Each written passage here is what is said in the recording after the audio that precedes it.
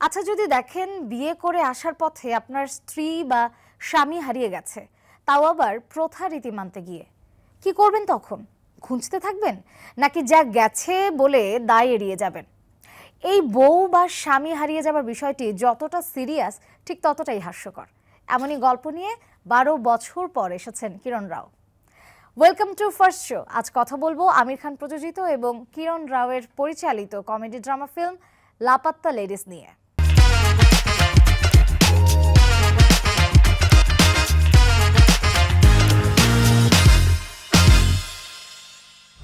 বিয়ে করে বউ ফুলকে নিয়ে বাড়ি ফিরছে দীপক। দুজনেই অল্প বয়সের। যে ট্রেনে তারা ফিরছিল সেই একই ট্রেনে আরও নতুন দম্পতিও ছিল। তাই ট্রেন থেকে নামার সময় ভুলবশত দীপকের স্ত্রী বদল হয়ে যায়। বদল হয়ে যাওয়া এই বউকে নিয়ে কি করলো দীপক, আর নিজের বউকে কি আদৌ খুঁজে পেয়েছে সে? সেই পুরো গল্প জানতে হলে ছবিটি নিজেদের দেখে নিতে হবে। শুধু এটুকু বলবো, ছবির ট্রেলারে যা দেখা গেছে তা হচ্ছে ছবির শুরুর গল্প। আসল পরিণতি জানতে হলে ছবিটি অবশ্যই দেখতে হবে। আর হ্যাঁ, আকাশচুম্বী প্রত্যাশা নিয়ে ছবিটি দেখতে যাবেন না, কেননা পুরো ছবি জুড়ে সাসপেন্স থাকলেও গতানুগতিক ধারার সাসপেন্স থ্রিলারের কোনো ফ্লেভারই পাবেন না। নির্মাতারা খুব সচেতনভাবেই সিনেমাটির কাস্টিং করেছেন। লিড কাস্টের নতুন আনকোড়া মুখ কোনো নেতিবাচক প্রভাব ফেলেনি ছবির গল্পে, বরং দীপক চরিত্রে স্পর্শ শ্রীবাস্তব, ফুল চরিত্রে রিতাংশী গোয়েল ও জয়া চরিত্রে প্রতিভা রামটা নতুন বলেই হয়তো এত বেশি গ্রহণযোগ্যতা পেয়েছে ছবিটির কাস্টিং লিস্ট। দীপক চরিত্রে স্পর্শ শ্রীবাস্তব আসলে up to the mark performance দিয়েছেন। এ ছবিতে তার দায়িত্ব যতটা কম ছিল, তিনি ততটাই বেশি নিজেকে দায়িত্বশীলভাবে উপস্থাপন করেছেন। তার ইমোশন, অ্যাপিয়ারেন্স, সংলাপহীন অ্যাকশন সব মিলিয়ে দীপক চরিত্রটাকে অনেক সমৃদ্ধ করেছে। তাছাড়া ছোটখাটো সব চরিত্রই নিজেদের জায়গাগুলো ফুটিয়ে তুলেছে ঠিকঠাক। গুঞ্জন, প্রদীপ চৌধুরী, এমএলএ, রেল স্টেশনের চা বিক্রেতা ছোটু, দীপকের মা সবাই দুর্দান্ত করেছেন। এ ছবির যে চরিত্রটা সবচেয়ে বেশি আলোচনায় এসেছে তা হলো থানার দারোগা। এই চরিত্রে অডিশন দিয়েছিলেন প্রযোজক ও অভিনেতা আমির খান নিজেই, কিন্তু কাস্টিং সিলেকশনে একটুও স্বজনপ্রীতি করেননি কিরণ রাও। ঠিক অভিনেতাকে বেছে নিয়েছেন রবি কিষান। কিছুদিন আগেই মামলা লিগ্যাল হ্যাঁ সিরিজে নিজের ভার্সিটালিটির পরিচয় দিয়েছেন রবি। খলনায়ক চরিত্রের খোলস পাল্টে তিনি এখন নিজেকে মেলে ধরেছেন নানা বৈচিত্র্যতায়। লাপাত্তা লেডিজে তিনি পুলিশ চরিত্রের যে দিকটি পোর্ট্রে করেছেন তা ছবিটিতে নতুন এক মাত্রা যোগ করেছে। এক কথায় অসাধারণ। এর বাইরে নজর কেড়েছে রেল স্টেশনের দোকানদার মঞ্জুমাই চরিত্রে অভিনেত্রী ছায়া কদম, দীপকের মা এবং দুবে চরিত্রে দুর্গেশ কুমার। আলোচিত হিন্দি ছবি মানেই ভরপুর সহিংসতা, যৌনতা, যাকে সাধারণত থ্রিলার, অ্যাকশন, ফিকশন, রিভেঞ্জ ইত্যাদি নামে সবাই চেনেন। এসবের বাইরে গিয়ে একদম ফ্রেশ একটা প্লট আর আড়ম্বরহীন চিত্রায়ন নিয়ে 12 বছর পর সিনেমায় ফিরেছেন নির্মাতা Kiran Rao. Feminism, logic, satire, dark humour, awareness সব কিছুর মিশেলে কিরণ রাও বানিয়েছেন লাপাত্তা লেডিস। সিনেমার মূল কাহিনী কলকাতার লেখক বিপ্লব গোস্বামীর হলেও দিব্যনিধি শর্মা ও স্নেহা দেশাইয়ের মুনশানা রয়েছে চিত্রনাট্যে, আর তারই চিত্ররূপ দিয়েছে কিরণ রাও।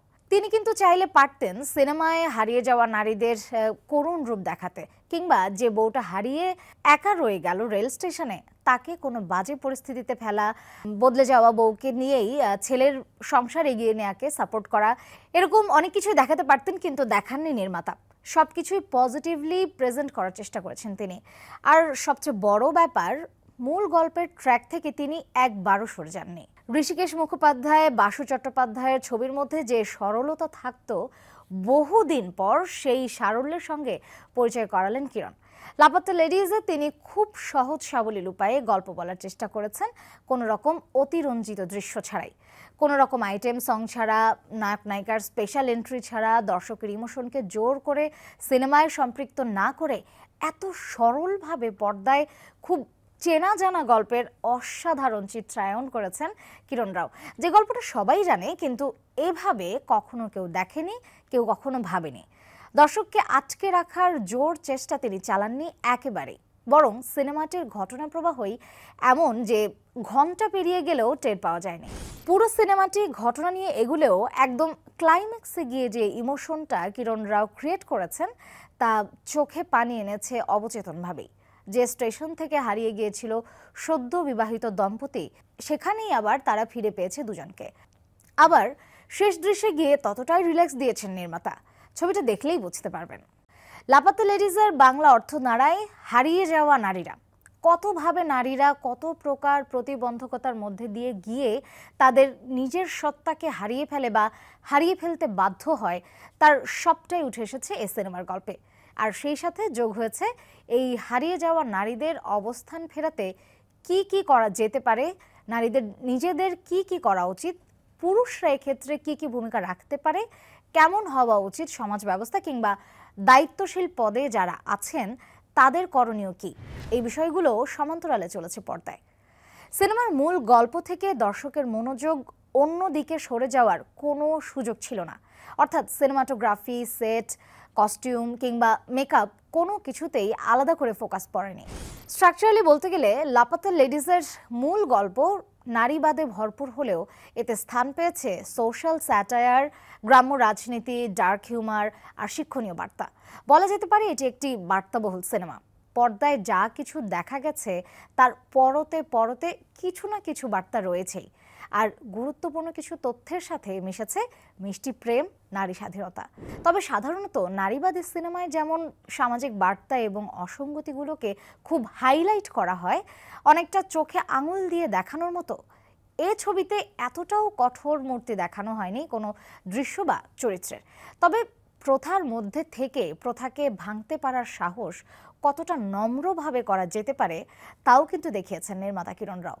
সিনেমাটিতে সবকিছুর ভিড়ে স্থান পেয়েছে ডার্ক হিউমার ও ডার্ক স্যাটায়ার। যেমন গ্রামের নাম বদলের একটা সংলাপ এমন আছে যে, যতবার নতুন সরকার আসে ততবার আমাদের গ্রামের নাম বদলে যায়।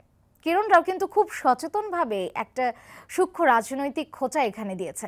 আবার একটা দৃশ্যে দেখা গেছে নববধূর খোঁজে স্বামী দীপক তাদের বিয়ের একটা ছবি দেখিয়ে এক দোকানিকে জিজ্ঞেস করলে ছবি দেখে তিনি বলেন, মানুষের পরিচয় তো তার মুখে, সেটাই যদি ঢেকে রাখো তাহলে চিনব কি করে?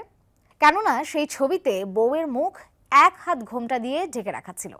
ঠিক সেই মুহূর্তেই দোকানের ঘরের ভেতর থেকে পর্দানশীল এক মহিলা তাকে খাবার দিয়ে যায়।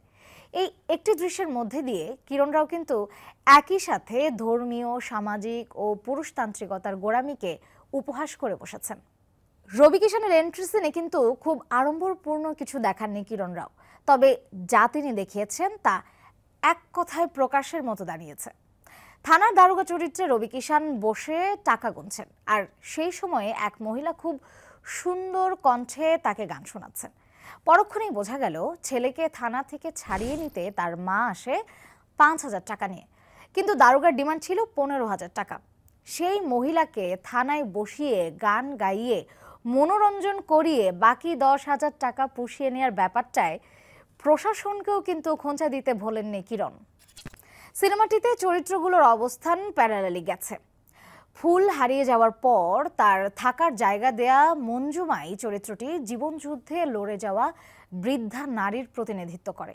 একই দৃশ্যে তাদের দুজনের কথোপকথনে দেখা গেছে আশা আর হতাশার ছাপ, বাস্তবতা আর স্বপ্ন দেখার দোলাচলের যাত্রা।